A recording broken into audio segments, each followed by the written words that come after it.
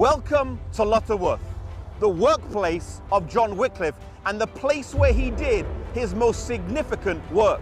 John Wycliffe has often been referred to as the morning star of the Reformation. The morning star is a term coined to describe either a planet or a star that appears shining brightly in the sky just before sunrise.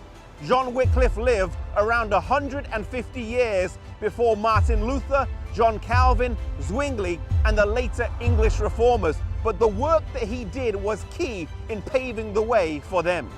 He was a reformer before the term became popular, standing alone as a voice of change in his generation and in calling people back to the Bible.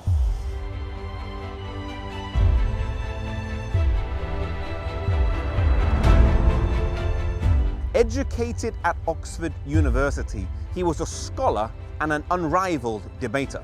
It was whilst he was a student that he first incurred the displeasure of Rome in denouncing the friars and their lazy lifestyle. He was a champion of civil and religious liberty. And John Wycliffe was the first in his era who coined the term Antichrist in reference to Rome.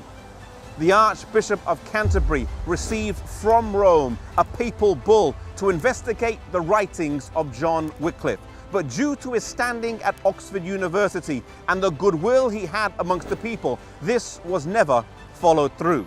Perhaps a key event that helped John Wycliffe was the papal schism of 1378, where there were two popes that each claimed to be the right pope. And so amidst this confusion, John Wycliffe was left in a state of relative peace to carry on the work that he was called to do.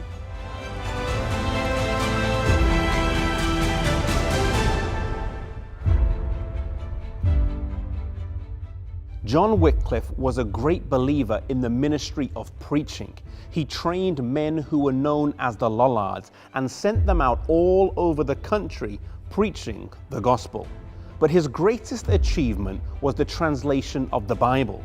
Today we might not grasp the gravity of this, but back then to read the Bible in the language of the people as opposed to the Latin was seen as heresy, something that was forbidden and viewed as dangerous. A church leader in Wycliffe's day, commenting on his translation, said these words, "And so the gospel pearl is thrown before swine and trodden underfoot, and that which used to be so dear to both clergy and laity has become a joke, and this precious gem of the clergy has been turned into the sport of the laity."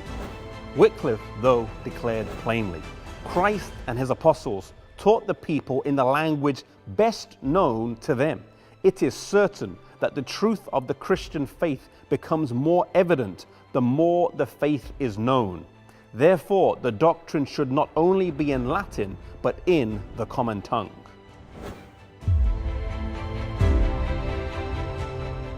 John Wycliffe completed the first translation of the Bible into the English language from the Latin Vulgate. It was not a translation that was without fault, but this Bible shed light where previously there had been only darkness. The Bible once read could do only one thing: pierce through the spiritual darkness that was covering England and Europe at the time. The beams of light began to shine now. The revolution that would be the Reformation would become unstoppable. Today we have the Bible easily accessible.